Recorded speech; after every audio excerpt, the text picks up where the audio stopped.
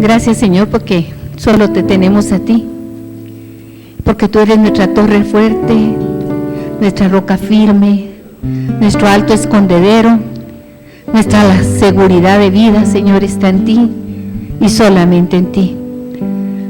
Háblanos esta mañana, Señor, que tu palabra, conforme tu promesa, sea escrita en nuestra mente y en nuestro corazón. En el nombre de Jesús te lo pedimos y te damos gracias, Señor. Amén. Amén. Vamos a hablar de un tema precioso y que a lo largo de las Escrituras lo encontramos constantemente. A veces es un tema malentendido.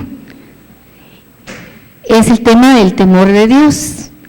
Y tomé como cita base Proverbios 1, versículo 7, que dice: el principio de la sabiduría es el temor del Señor. Los insensatos desprecian la sabiduría y la enseñanza. La primera pregunta es: ¿cómo es Dios? Y yo pues escribí algunas cosas que me vinieron a mi mente, a mis recuerdos, de pensar cómo es Dios. Y venían palabras como misericordioso, amoroso, fiel, verdadero y muchas otras. Pero me acordé también que Él es un Dios justo y su palabra dice que es juez, que es omnipresente, que es omnisciente y que es omnipotente. Y esas palabras tan rimbombantes, ¿verdad?, que suenan tan fuertes, pues quiere decir que lo sabe todo. Eso es omnisciente, conoce todo, omnipresente, está en todas partes, no hay un lugar donde Él no esté. El salmista dice que si se fuera al mismo Sheol, ahí lo encontraría, porque nada escapa de Dios, Él está en todos lados. Y algunas partes de la palabra dicen partes de su carácter, y lo muestran: lento para la ira, rico en misericordia. Pero nos quedamos cortos. Aunque yo siguiera diciendo palabras y palabras y palabras, no alcanzarían, de hecho no alcanzan las palabras humanas para poder expresar cómo es Dios, quién es Él. Cuando Él se reveló a Moisés, le dijo un nombre enigmático, porque Moisés le pregunta: ¿y tú quién eres? ¿Quién voy a decir que eres tú? Y Él responde con un tiempo verbal, ¿verdad? Yo soy.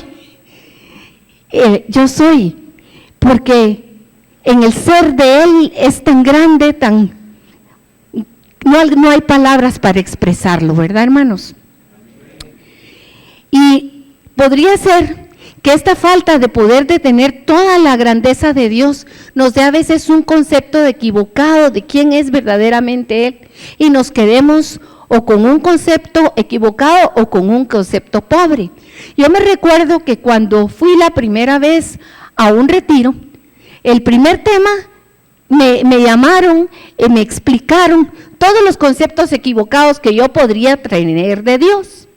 Y me hablaron que un concepto equivocado era de aquel ojo que había antes en las lecciones de religión, o que nos pintaban a Dios como un ojo. Y entonces uno miraba un ojo que lo estaba viendo así todo extraño y uno sentía temor hacia ese ojo. ¿Se recuerdan? Bueno, me dijeron: eso es un concepto equivocado de Dios. También me dijeron: mira, es un concepto de Dios, equivocado de Dios, ver a un Dios como un viejito que ya no puede hacer nada y que es re buena gente. Y me fueron hablando de diferentes conceptos equivocados de Dios. Otro concepto equivocado de Dios es aquel que, por ejemplo, tenemos como un contador que lleva de un lado las cuentas de lo que hemos hecho bien y de lo que hemos hecho mal, como un contador, o como una fuerza poderosa que insensible a nosotros. Y me presentaron al Dios de amor, que yo, la verdad, conocía muy poco. Aunque Él había estado ahí desde antes que naciera, y que había tejido mi ser en el vientre de mi madre, como dice su palabra, yo verdaderamente conocía muy poco de ese Dios de amor, pero sí conocía del Dios del temor, porque de alguna manera, desde cuando era pequeña, mis padres me decían cosas acerca del Dios que todo lo ve, y yo crecí viendo que había un Dios que todo lo veía. Y de hecho, cuando los niños van creciendo, aunque tú no les digas que hay un Dios que todo lo ve, internamente tenemos una voz interior que se llama conciencia, que Dios mismo la ha puesto, y que nos hace a nosotros tener un temor de ser descubiertos en lo malo que hemos hecho o que queremos hacer. En el Antiguo Testamento aparece la palabra temor varias veces. Cuando se traduce esta palabra no es una misma palabra como la nuestra. En el hebreo hay varias palabras que describen lo mismo. Ellas son yirá, yaré, pachad. Las encontramos en diferentes referencias bíblicas. Pero todas hablan de un temor que se refiere a miedo, que se refiere a terror, que se refiere a pavor. No es el miedo o temor de reverencia del que también vamos a hablar hoy. Pero cuando la palabra aparece en la mayoría de escrituras en el Antiguo Testamento, no se está refiriendo tanto a una reverencia, sino verdaderamente al terror y al miedo que causa la presencia misma de Dios. Y tiene un sentido. Cuando yo estaba orando y clamándole al Señor por esto, para poderlo expresar, me recordé de esos falsos conceptos que yo tenía de Dios. Pero entonces vi que no eran falsos conceptos. En realidad, Dios sí es un Dios con un ojo que todo lo ve. Y Dios también es un contador que sabe perfectamente qué cosas has hecho y qué cosas no has hecho. Hay un libro de las memorias de Dios. Dios es un Dios que es un juez. Y un día nos vamos a tener que presentar también ante ese juez. Esos conceptos no están separados del concepto de Dios, es amor. Hoy vamos a hablar un poquito de la unión de esas dos cosas y a tener una visión más clara de quién es Dios verdaderamente y que necesitamos en nuestros corazones tener temor de Dios, tanto el temor de miedo como el temor de reverencia. Vamos a irnos a algunas citas. Y aquí, antes de entrar a eso, quiero hablarles. El temor de Dios, al final de cuentas, es aborrecer el mal. Aborrecer algo es que tú verdaderamente no lo quieres en ti. Y nuestro Padre no solamente quiere que nosotros digamos, a mí no me gusta el pecado como algo que está por ahí, o una indiferencia, o como alguien decía aquí, que guardemos cosas en nuestro corazón que sabemos que están mal, pero que nos gustan, sino que quiere producir en nuestros corazones verdaderamente un aborrecimiento profundo hacia el pecado y por las razones verdaderas, ¿verdad? La cita que tomé de sabiduría es muy interesante, porque está en el capítulo 1, y en el capítulo 1 de Proverbios, la sabiduría está llamando al hombre a un arrepentimiento. Cuando leemos los primeros 4 capítulos, nos encontramos con la sabiduría de Dios, que ya en Proverbios 8 nos explica claramente que tiene un nombre personal y es Jesucristo. Pero desde el principio, la sabiduría de Dios en el capítulo 1 nos llama a la salvación. Es el principio, es un llamado de Dios a la conversión, a volvernos a Él. El capítulo 2 habla de cómo el Señor guarda nuestras veredas cuando nosotros escuchamos a su voz. El capítulo 3 nos habla que la sabiduría es una palabra que dirige nuestros caminos diarios. Y la sabiduría perfecciona al hombre. Esto es precioso cuando entendemos que la sabiduría es un principio, pero no se queda. El temor es el principio de la sabiduría, es el principio, pero no se queda ahí. Amén. Vamos a ir entonces escuchando y viendo algunas citas para entender cómo se presenta esta palabra temor a través de las Escrituras. Si quieren me siguen con sus Biblias, os las pueden leer aquí. Tenemos primero en Génesis 3:10, aparece por primera vez la palabra temor cuando el hombre ha pecado y Dios se presenta a la tarde a platicar con él y el hombre corre a esconderse y dice, cuando Dios le pregunta, ¿qué ¿qué estabas haciendo? ¿Qué pasó contigo? Hay una respuesta. Te oí en el huerto y tuve miedo. Podemos traducirlo. Te oí y tuve pavor. Tuve un terror interno de que me encontraras como estoy. Esa es la primera vez que aparece la palabra temor. Y es cuando el hombre ha pecado y tiene una conciencia clara que ha desobedecido los principios de los mandatos del Señor. Y lo tiene tan dentro de sí que lo que siente de estar en la presencia de Dios es terror, terror a ser consumido, terror a ser echado, terror a morir, porque había una advertencia clara de Dios: si comes morirás, y él sabía que había comido. Entonces en su corazón estaba el terror a la muerte. Mis hermanos, la muerte es un terror para todo hombre, porque sabe que tiene que pasar por ella, y sabemos que es verdaderamente espeluznante. Todos la tenemos que enfrentar un día, pero evitamos pensar en ella, porque hay un temor del ser humano a la muerte. Pero para eso vino Cristo, para deshacer las obras del enemigo en nuestra vida, y la muerte ha sido vencida, y ya nosotros, los que conocemos a Cristo, tenemos una percepción distinta, porque sabemos que la muerte solo es una puerta por la que pasamos, para encontrarnos con el Dios vivo eterno, que nos ama, pero que también es juez. La segunda cita está en Génesis 15:12, y aquí vemos a un hombre que es llamado el amigo de Dios, Abraham. Abraham escuchó la voz de Dios y fue obediente por la fe a todas las cosas que Dios le dijo. Y en este pasaje particularmente es cuando Dios va a hacer el pacto con Abraham y se va a comprometer con él a bendecirlo en todo. Y entonces le pide que traiga unos animalitos, que los parta por la mitad y que los tenga listos. Me llamó la atención el testimonio de mi hermano Luis, porque él habló de leyes.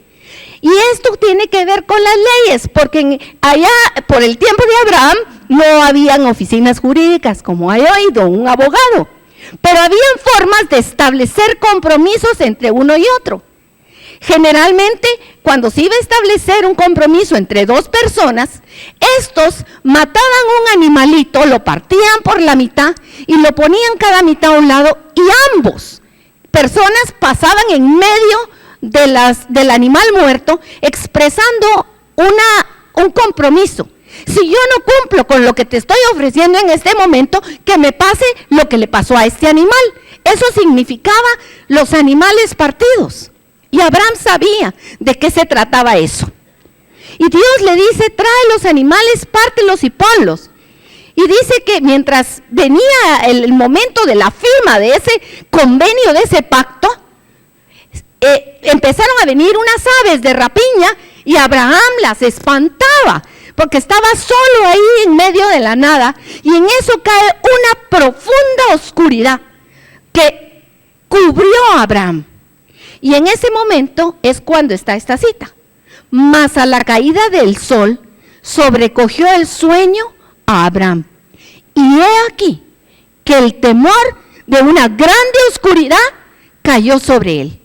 El miedo, el terror, de alguna manera, en ese momento él todavía no estaba, como dijéramos, no había conocido todo lo profundamente que debía haber conocido a Dios. Y cuando Dios venía envuelto de nubes de oscuridad, como cuando una tormenta se avecina. Yo no sé si ustedes han podido ver, hay tardes en que cuando va a llover fuerte, de repente el cielo, que ha estado azul, se empieza a nublar, pero no son unas nubes blancas, sino que se empiezan a poner unos nubarrones oscuros, negros, y a veces a las 3 de la tarde parecen las 6 de la tarde. ¿Alguien lo ha percibido?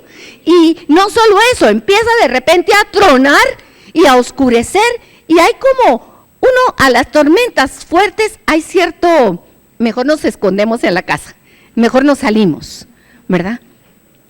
Ese momento que describe Génesis aquí es esa caída de esa densa oscuridad sobre Abraham. Él todavía no tenía un conocimiento pleno, total del Señor, y su presencia le causó un temor. Luego lo vemos en Génesis 20:11, cuando Abraham habla de otros. Y Abraham en Génesis 20:11 dice, ciertamente no hay temor de Dios en este lugar. Y aquí quiero hacer una reflexión. El temor de Dios viene sobre algunos que verdaderamente ante Él lo que experimentan es un terror y un pavor. La verdad que puede experimentarlo cualquiera. Pero hay conciencias que se endurecen y que se cierran a esa presencia de Dios que puede llevarlos a un arrepentimiento. Ejemplos, en el Antiguo Testamento tenemos a un Caín, que cuando Dios se le acerca para hablarle y le pregunta, ¿dónde está tu hermano?, le responde con altanería y le dice, ¿y acaso tengo yo que cuidar a mi hermano? Otro ejemplo, cuando Abraham está hablando de este pueblo y dice, en ese lugar no temen a Dios. ¿Cómo sabía él que no temían a Dios? Porque era seguramente un lugar donde él veía que la gente vivía sin moral y sin principios, me imagino yo, porque algo tiene que haber visto Abraham para decir, estos no tienen temor de Dios, no le tienen miedo a Dios. Ahí vemos algunas citas, pero también vemos otras más adelante en Éxodo y en Levítico. En Éxodo vemos un momento que es cuando Dios le ha hablado a Moisés y le ha dicho que preparen la Pascua. Y entonces todos se ponen a prepararla. Y en este versículo dice, de los siervos de Faraón, el que tuvo temor de la palabra del Señor, hizo ir sus criados y su ganado a casa. Y aquí es cuando va a caer aquella gran tormenta de granizo, ¿se recuerdan? Y él lo anuncia y dice, algunos siervos del Faraón tuvieron temor de la palabra de Dios. Ellos ya habían visto algunas señales. Y cuando viene Moisés y dice, va a pasar esto, los que escuchan dijeron, mejor nos resguardamos, porque Dios cumple lo que habla. Levítico, que habla de las leyes del Señor. Las leyes del Señor que vemos aquí, que están en 19, 14 y 32, me llamó la atención. Primero está lo negativo, y dice Dios, no harás tal cosa. En el primero, no maldecirás al sordo. En el segundo, delante de las canas te levantarás y honrarás el rostro del anciano. Pero lo que me llamó la atención en estos versículos fue el final. Sino que tendrás temor de tu Dios. Y el que firma, yo, el Señor. O sea, el hacer las cosas tiene el motivo del mandato. Tras de sí venía una razón poderosa. Harás esto porque lo digo yo. Tendrás temor de que quien lo está diciendo soy yo. En estos 3 versículos. Y en el 25:43 también está expresado por qué razón no hacer algo. Yo me recuerdo que hace algún tiempo, quizá algunos de ustedes vieron esa película muy bonita, se llama El cambiador de los tiempos. ¿Alguien la vio? El cambiador de los tiempos habla de una situación interesante, porque él era un pastor y maestro de una universidad, creo que del siglo XIX. Y entonces él está presentando una tesis en su universidad para que se den clases de moral en todos lugares, sin dar el respaldo de quién es el que está dando las normas morales. Entonces resulta que hay otro profesor en ese tiempo que ha hecho una máquina del tiempo y le dice, mira, eso que tú estás proponiendo es malísimo, mejor te vas a un viaje y vas a ir a ver lo que va a pasar si eso que tú dices se pone en práctica. Y lo trae al siglo XX, yo diría que al siglo XXI vino a caer el pobre. Y es simpática porque uno va viendo todas las cosas que han cambiado para él, pero en ese viaje él se da cuenta que efectivamente la humanidad ha tomado el rumbo que hoy tenemos. ¿Cuánto humanismo hay del hombre por el hombre mismo? ¿Verdad? Por ejemplo, los derechos humanos están basados en esa bondad humana que no tiene nada que ver con la palabra del Señor. Y entonces él se da cuenta que decir que se haga algo bueno solamente porque es bueno y porque le conviene a la gente es un gran error, porque sin la autoridad de la palabra por detrás, sin este ¿Tendrás temor? Lo digo yo, que es los versículos que están aquí anotados. Lo que trae es que cada quien hace lo que se le da la gana, sin tener verdaderamente temor del Señor. Porque lo que le da sustento a la palabra es el Señor mismo, que la firma y es la autoridad detrás de toda la Escritura. Amén. Gloria al Señor. Y la semana pasada Ángel nos habló de ese momento cuando el Señor ha llamado a Moisés a subir a su presencia y le ha dicho que venga el pueblo con él, pero también le dice que el pueblo no debe de traspasar ciertos límites, porque si no, Dios mismo dice, les puedo causar un daño, y les pone límites. Y este es este versículo, Éxodo 20, versículo 20 y 21. Dice, y Moisés respondió al pueblo, no temáis, porque para probaros vino Dios, y para que su temor esté delante de vosotros, para que no pequéis. Entonces el pueblo estuvo a lo lejos, y Moisés se acercó a la oscuridad en la cual estaba Dios. Cuando Ángel presentó el cuadro la semana pasada, a mí me conmovió cuando él dijo, ante la presencia de Dios, tiembla la tierra, se conmueve la tierra. Yo no sé si usted en algún momento, cuando ha sentido la presencia de Dios, siente como un temblor en todo su cuerpo. Hay momentos que el corazón le palpita a uno grandemente.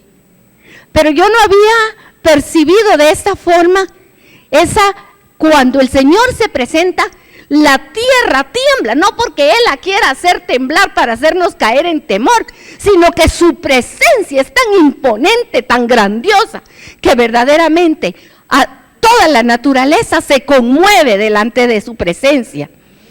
Y me traía, porque él preguntó, ¿a qué se lo imaginan ustedes? Y miren, esta semana tuve la imagen clarísima, porque no sé cuántos vieron la erupción que hubo del volcán de fuego. Fue algo tremendo, salió una fumarola negra, una nube verdaderamente negra, y yo me imaginé, ¿qué hubiera pasado si yo estoy a los pies del volcán de fuego? Porque si aquí a la distancia y por una foto me impresionó, póngase a pensar usted cómo se hubiera sentido estando a las faldas del volcán, oyendo aquellos, yo no sé si ustedes han oído cuando pasan los retumbos debajo del suelo. Yo sí los he oído. Se oye cuando va el ruido debajo, se siente el temblor, a veces un pequeño temblor de unos 4 grados, lo hace uno temblar. Ahora imaginémonos, esta gente estaba frente a ese monte, que estaba trepidando, que estaban tronando los cielos, que estaba temblando, salían humarolas. Esos corazones estaban llenos de temor, pero lo que me impactó es por qué Dios se manifestó de esa manera. Dios quería mostrarle a ese pueblo la grandeza de su poder, su presencia, que ellos vieran quién era Él. Él es el Todopoderoso, el que todo lo sabe, el que todo lo ve, el que todo lo puede y el que puede destruir. Y les dijo, para que su temor esté delante de vosotros. Mis hermanos, no es que esté regresando al miedo del ojo que nos ve por todos lados, pero no se nos olvide que Él es el que todo lo ve y el que todo lo sabe. Caminando en las Escrituras nos encontramos con un hombre que antes de hombre fue un pequeño niño que era un pastor de ovejas. Ya ustedes ya saben quién es. David. David era un pastor, un niño que cuidaba las ovejas de su papá. Era el que nadie le ponía atención y como era el más chiquito lo mandaban a cuidar las ovejitas. Pero mientras él cuidaba las ovejitas, siendo un niño y un jovencito, como algunos que están aquí de 14, 15, 16 años, fíjense que él se quedaba solo por las noches en medio de la nada y nos encontramos que en unas escrituras, él dice que cuando llega el oso o llega el león, él no tiene temor. Y yo te pregunto a ti, no solo al joven que tiene 15, 16 años, a ti hombre que eres ya mayor y que eres adulto, ¿qué tal te iría si te quedas en medio de la selva, en medio de la nada, una noche cuidando ovejas y llega un oso o llega un león? Pero dice este muchacho, dice, el Señor que me ha librado de las garras del león y de las garras del oso, Él también me librará de las manos de este filisteo, refiriéndose a Goliat. David tuvo una relación con el Señor que lo conoció como su defensor, como el salvador de los momentos de angustia, porque encontrarse con el león enfrente, mis hermanos, de verdad debe ser una cosa tremenda. Nunca me he encontrado con uno, pero sí con un chucho bravo. Y solo con el chucho, miren, uno se asusta, ¿sí o no? Porque es un animal. Pero dice, y también dice David, el Señor te entregará hoy en mi mano. Se le enfrenta al gigantón y le dice, el Señor te va a entregar hoy en mi mano. Yo te venceré, te cortaré la cabeza y daré hoy los cuerpos de los filisteos a las aves del cielo y a las bestias de la tierra. Y toda la tierra sabrá que hay Dios en Israel. Miren, este patojo se conocía al Señor. No era un viejo, era un jovencito. Pero qué valor para pararse ante aquel gigante que iba con una espada y con lanza y que había dicho que lo iba a dejar sin vida. Pero él se levanta, lleno de valor, él toma la palabra. Lo que los grandes no habían podido hacer, lo que el mismo rey de su pueblo era un cobarde y no había podido hacer. Pero en el Salmo 119, 120, este es el punto que quiero llevarlos. A pesar de que conocía al Señor como su Salvador, el grande, el poderoso, en el que él tenía plena confianza. En el Salmo 119, 120 dice, mi carne se ha estremecido por temor de ti, y de tus juicios tengo miedo. Mis hermanos, hay juicios de Dios. Y el juicio de Dios viene. Y tal vez hemos sido un poco livianos para enseñarle, sobre todo a nuestros hijos y a nuestros niños, que Dios es un Dios de temor. Es un Dios de amor, por supuesto. Y yo voy a terminar con eso. Pero esta porción es importantísima, porque puede ser que hemos perdido un poquito el norte por manifestar solo una parte de ese Dios poderoso que es nuestro Dios. El principio de la sabiduría, dijo Salomón, es el temor de Dios. Lo encontramos en Proverbios 1:7, también en Proverbios 9:10. Lo encontramos en el Salmo 111:10, donde dice, el principio de la sabiduría es el temor de el Señor. Buen entendimiento tienen todos los que practican sus mandamientos.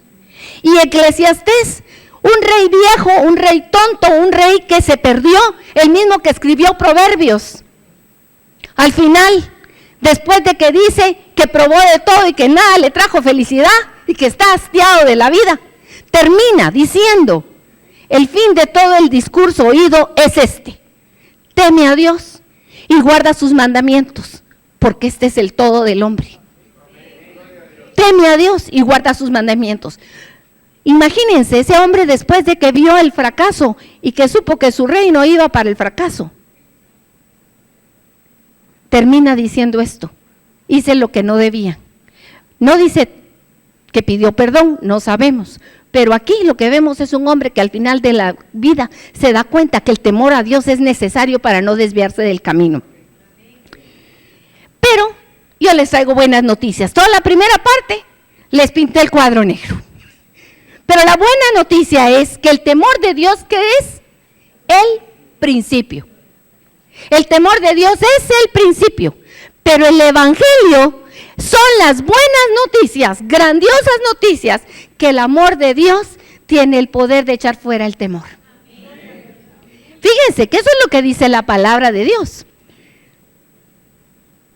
Primera Juan, y aquí sí los voy a invitar que nos vayamos a la palabra, porque quiero que la leamos, que la subrayemos y que nos quede muy claro qué es lo que dice el Señor. Primera de Juan 4.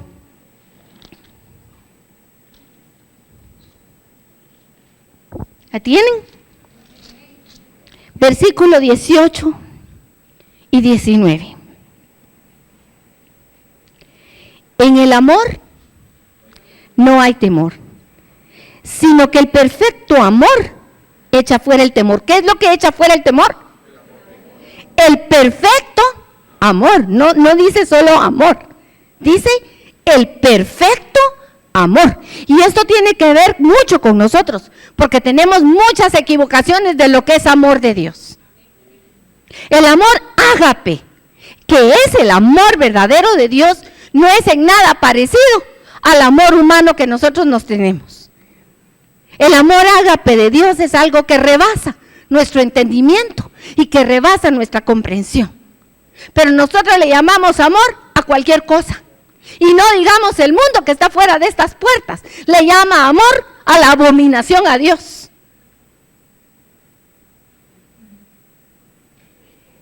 Pero dice, en el perfecto amor echa fuera el temor, porque el temor lleva en sí castigo, de donde el que teme no ha sido perfeccionado en el amor. Nosotros le amamos a Él porque Él nos amó primero. Miren, mis hermanos, esto es importantísimo. Primero, la primera parte nos habla de ese temor de Dios que es básico para el ser humano, para poder tener ese encuentro y esa relación con Dios. Porque es el principio de la sabiduría. El saber que hay un Dios, y miren, Hebreos lo dice clarísimo, tener fe es necesario, para tener fe es necesario que tú creas que hay un Dios que premia o que castiga. Y Dios les da bien a alguien que obedece sus mandamientos, y su mandamiento es que creamos en su Hijo Jesucristo. ¿Sí? Y los que no entren, son hijos del diablo, lo dice la palabra del Señor, no lo digo yo.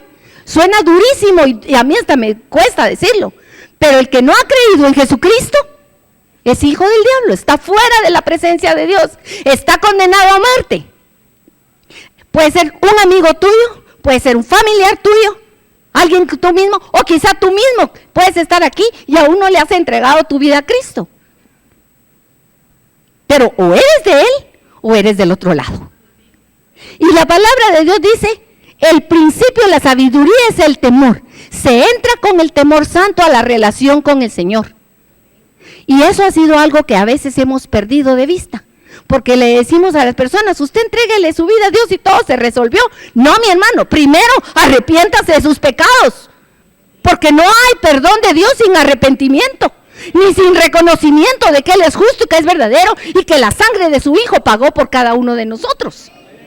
Entonces, si nos quedamos con un evangelio que solo es un pequeño barniz de lo que dice la palabra de Dios, puede ser que nosotros no estamos siendo una buena trompeta para los que no conocen al Señor. Juan 3, 16, 18 es la otra cita que quiero que vayamos, porque nos habla también de este amor perfecto de Dios que echa fuera el temor. Cuando la tengan me dicen amén.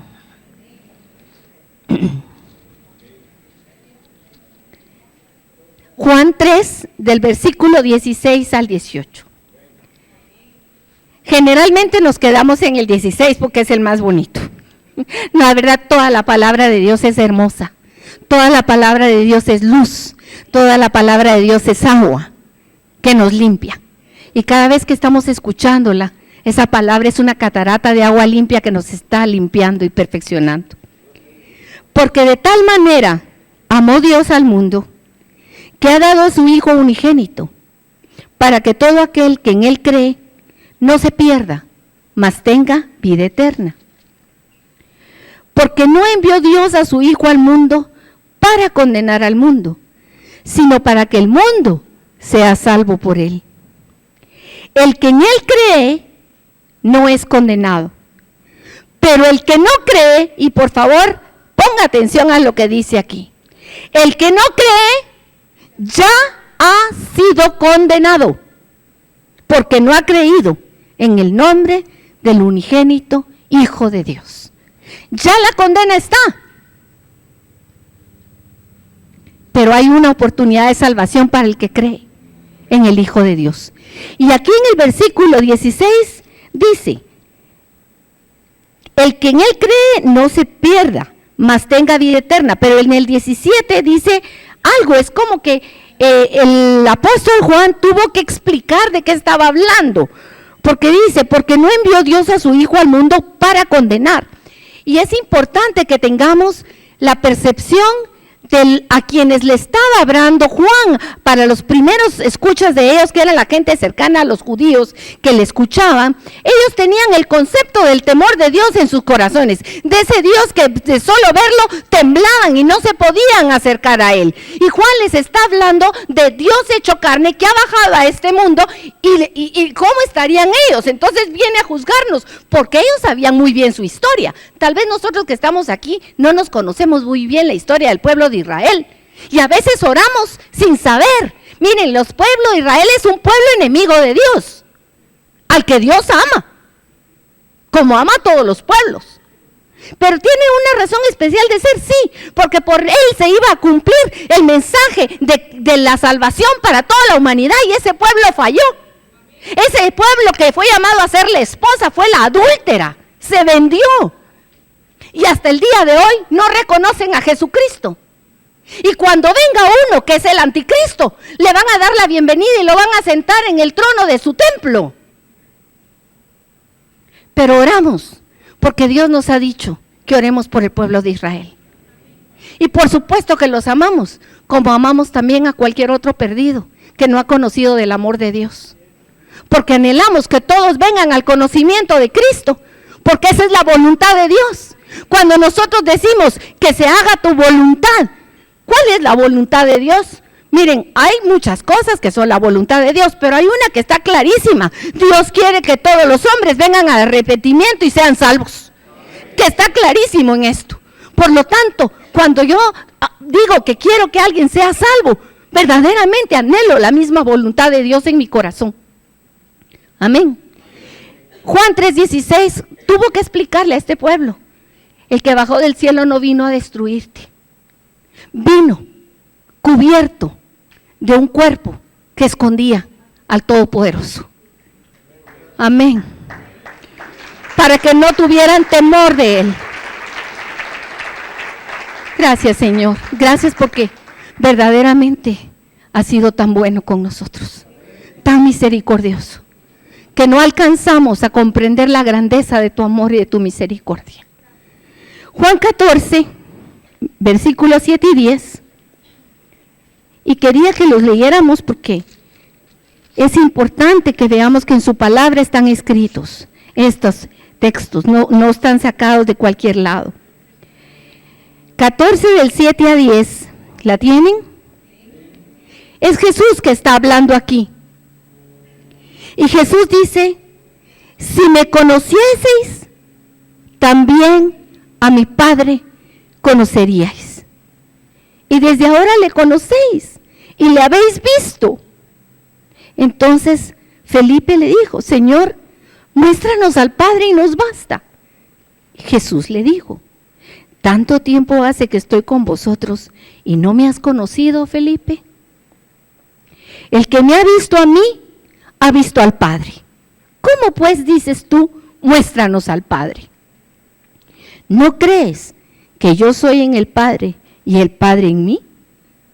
Las palabras que yo os hablo no las hablo por mi propia cuenta, sino el Padre que mora en mí, Él hace las obras.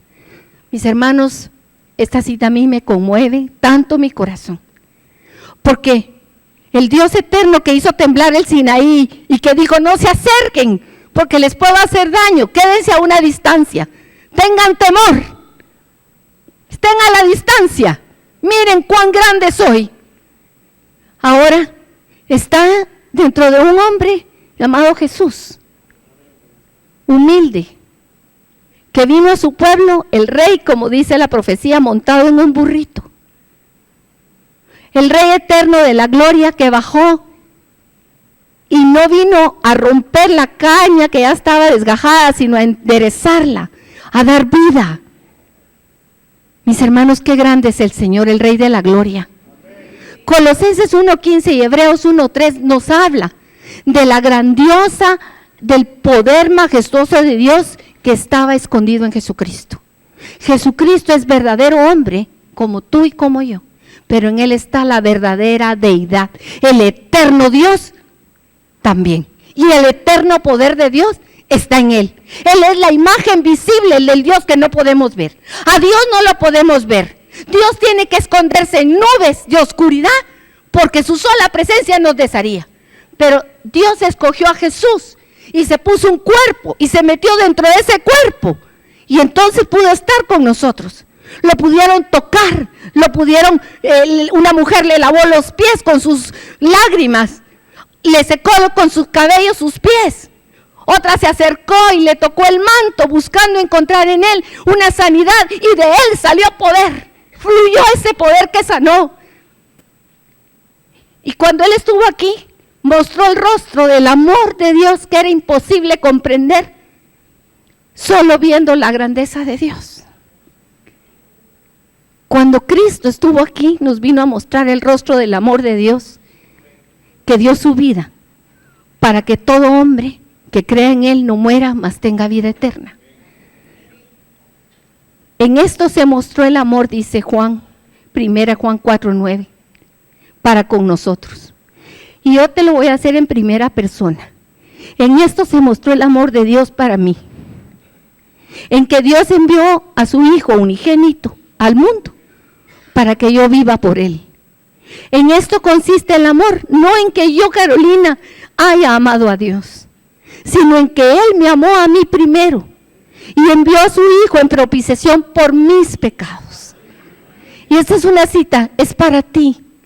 El amor de Dios para tu vida consiste en que Él te amó primero, no en lo que tú hayas hecho. Y aquí es, gracias Señor porque todavía tengo el tiempo, iba muy rápido. Pero quiero hablarles de algo importantísimo, porque a veces oímos tantas veces las palabras del Señor que no las masticamos o las interiorizamos. Cuando el Señor dice que su palabra es la que nos limpia y que ya estamos limpios por su palabra, es lo que les decía hace un rato. Ahorita, aunque nosotros no lo estamos viendo, aquí hay una regadera prendida y tú estás debajo de ella. Y tus pensamientos están siendo limpiados, y tu corazón y tus intenciones están siendo limpiadas. Somos lavados por esta palabra de Dios. Por eso es importante, lo que predicamos aquí no es nuestra palabra, es la palabra del Señor Jesucristo.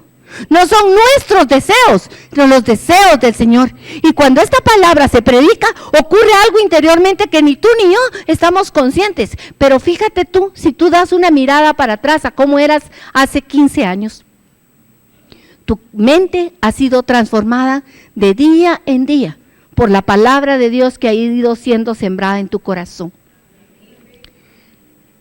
También Romanos 5:10 nos dice que cuando éramos enemigos, antes de que tú le entregaras tu vida a Cristo, antes de que tú te arrepintieras de tus pecados conscientemente, ¿tú qué eras delante de Dios?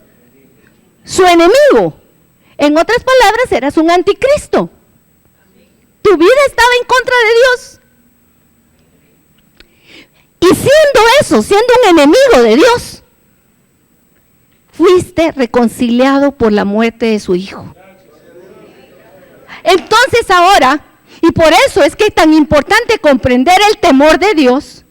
Por supuesto, yo no puedo estar temblando de miedo porque Dios me ve, sino temblando de agradecimiento porque no se pierde ni uno de mis cabellos, porque es un Padre tan amoroso que cuida de mí, porque si cuando yo no lo conocía, no lo amaba y lo rechazaba, Él sí me amaba, ¿con cuánto más razón ahora que ya Cristo pagó mi precio y que hay oportunidad que yo pueda volver a Él y que soy salva?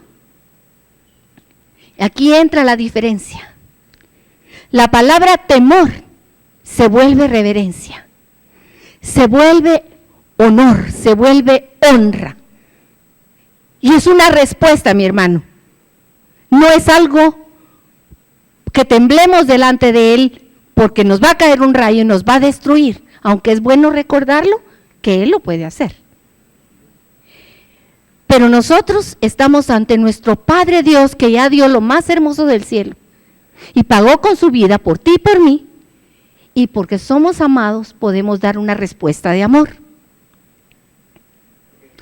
Cada vez se esclarece más eso en nuestro corazón y en nuestra mente. Y esto ha sido un proceso. Y esto es muy importante. Hoy oí que uno de los varones dijo aquí, todos son sacerdotes en su hogar. Y yo recuerdo siempre esa promesa, esa palabra de Dios a Abraham que le dijo, ¿acaso le voy a ocultar a mi amigo algo? Sabiendo que él le va a enseñar a sus hijos y a sus generaciones a temer mi nombre. Yo te hago esa invitación. Si Dios te ha hecho revelaciones a ti, es porque Él te considera su amigo. Y Él está esperando que tú eduques a tus generaciones en el temor santo de Dios. Y la primera parte del temor es saber que Dios es nuestro dueño y que tiene el poder de salvarnos o condenarnos. Mucha gente se convierte por ese miedo de no irse al infierno, y es válido. Es válido, si no te conviertes te condenas eternamente. Si no te arrepientes vas a morir, es la verdad. Y a veces no lo decimos porque tenemos miedo de la gente, pero es la verdad. Y empieza porque tengo miedo. Yo es un temor totalmente egoísta, fundamentado en no me quiero morir. Pero ese temor pasa a un siguiente nivel, que es Dios se nos ha manifestado como el que está en todos lados, además lo sabe todo y tiene poder para premiarnos o castigarnos. Mejor nos portamos bien para que nos vaya bien. Todavía hay mucho yo.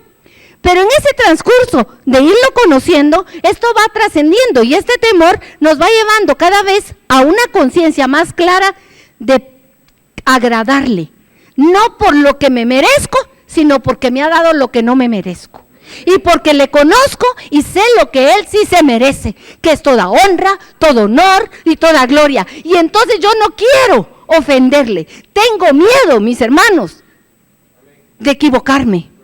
Tengo miedo de fallarle al que es fiel conmigo y que nunca me falla. Y cuando caigo, porque caigo, mi hermano, ¿y a ti te pasa? Entra en mí un dolor y una tristeza y una angustia. Gracias al Señor por eso, porque me hace volver mis ojos nuevamente a Él y decirle, perdóname, Señor, te he fallado, tienes razón en tu juicio sobre mí, porque merezco la muerte. Pero cuando estoy hablando, le estoy diciendo, la palabra me está limpiando y su sangre está por mí delante del Padre, como un escudo que me protege y me bendice. Al Señor la gloria, al Señor la honra. Hoy reconocemos que Él es Dios y que yo no lo soy. Y si estamos en esa posición, nuestro corazón tiene que tener 3 cualidades. Tenemos que vivir en una actitud de contrición. Un corazón contrito no es despreciado por el Señor, mi hermano, mi hermana que estás aquí. Cada día. El justo, dice Proverbios, cae 7, pero de las 7 se levanta, porque en las 7 presenta un corazón contrito delante del Señor. Algunas veces caemos porque nos mete zancadilla a alguien, pero entonces también aplicamos el perdón del Señor. Pero la mayoría de nuestras caídas son nuestras malas decisiones, son nuestras incongruencias de amor con el Señor. Pero un corazón contrito no desprecia al Señor. Y un corazón contrito es humilde. Un corazón humilde quiere decir que reconoce quién es. Yo no soy Dios. No soy más que polvo. Y fíjense que me sacaron de la tienda que se llama La Nada. ¿Qué somos? ¿Y Él quién es? Y cuando vamos comprendiendo eso, tenemos una actitud de reverencia y temor santo todos los días delante del Señor. Él es Dios, yo no lo soy. Y termino con esta cita. Vámonos a Apocalipsis 14, por favor.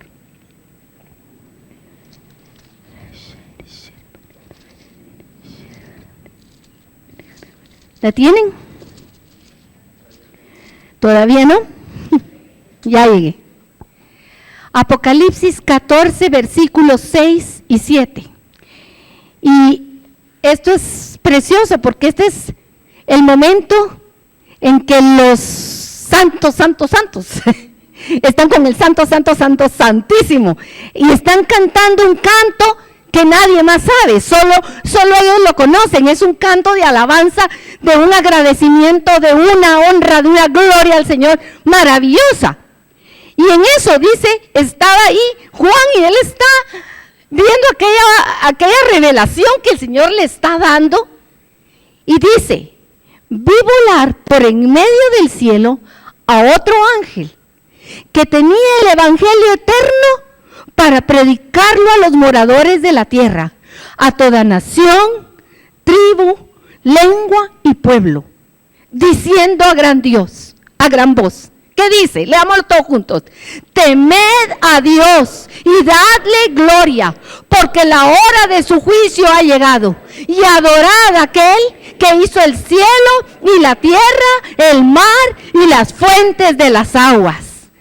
Miren qué precioso.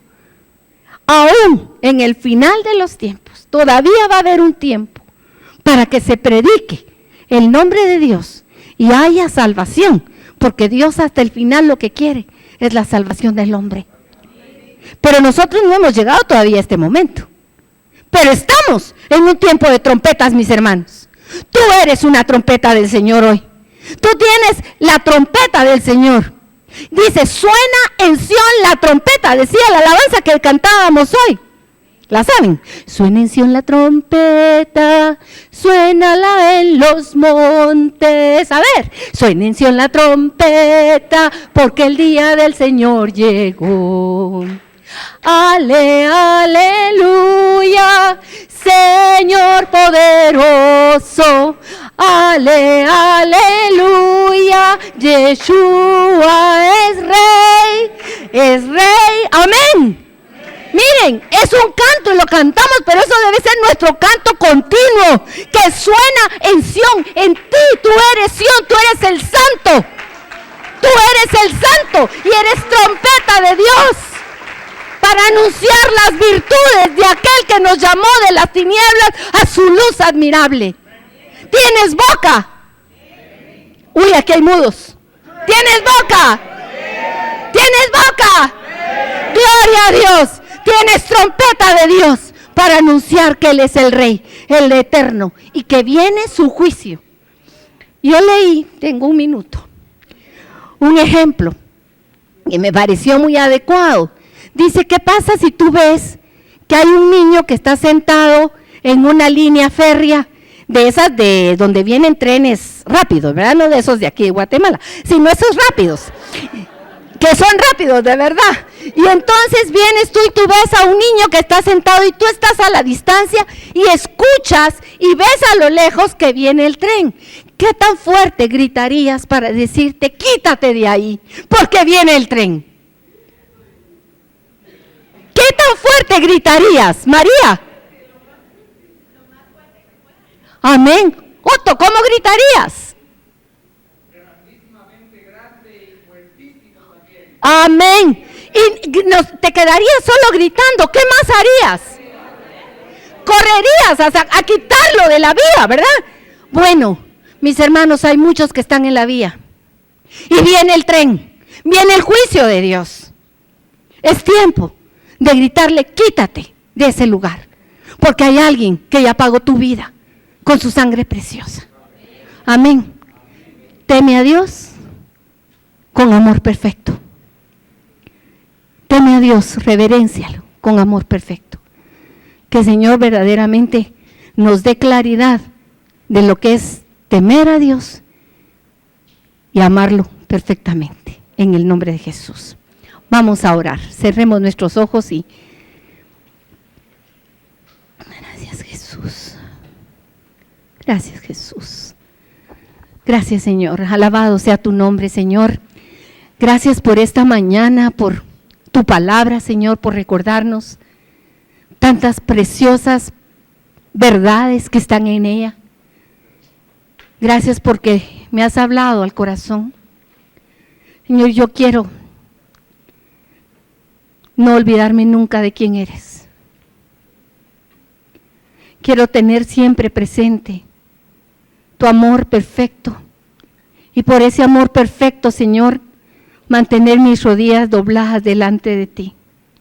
Porque es justo adorarte, es justo alabarte, es justo bendecirte, es justo exaltarte, es justo decir grande eres mi Señor. Es justo, Señor, no olvidarme nunca de tus grandes y maravillosas obras por mí. Gracias, Jesús. Gracias, Jesús, porque te has acercado a mí para envolverme con tu amor. Y Él está aquí hoy. Él está rodeándote con sus brazos de amor. Él te ha llamado para que tú seas suyo. No se te olvide nunca quién es Él. Díselo, te necesito, Señor. Y si tú hoy recibiste un toque del Señor a tu corazón y no le has entregado tu vida, yo te invito a que pases aquí al frente para que oremos por ti.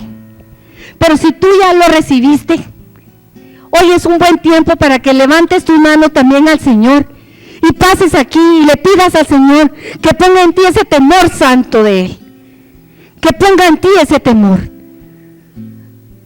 Vamos a orar por eso, para que el Espíritu Santo venga y derrame su Santo Espíritu en tu corazón y dé ese don precioso del temor de Dios en nuestro corazón. No te quedes sentado, mi hermano. El Señor está aquí y esta mañana hubo profecía de que levantaras tus brazos a Él porque Él quería darte. A veces no recibimos porque nos quedamos agarrados de la silla, porque quedamos con los brazos cruzados. Y Él quiere que tú levantes tus brazos al Señor, que te abras a Él. El levantar tus brazos y abrirlos es una señal de delante de decirle: aquí está mi corazón, llénalo, Señor, con tu presencia. Ven, Santo Espíritu de Dios, clamamos a ti esta mañana. Señor, aquí está mi vida, te la entrego, Señor. Reconozco que necesito de ti, reconozco que he pecado y que necesito de tu salvación, Señor. Sálvame, Jesús. Lávame con tu sangre preciosa y llévame a tu presencia, Señor. Derrama sobre mí tu Santo Espíritu. Derrámate, Espíritu Santo, esta mañana en cada uno de los que estamos en esta congregación. Derrámate y toca nuestro corazón con tu presencia, Espíritu Santo. Danos un toque y derrama tu Santo Espíritu, Señor. Llénanos de temor santo de ti. Llénanos de ese temor santo de ti, de tu presencia.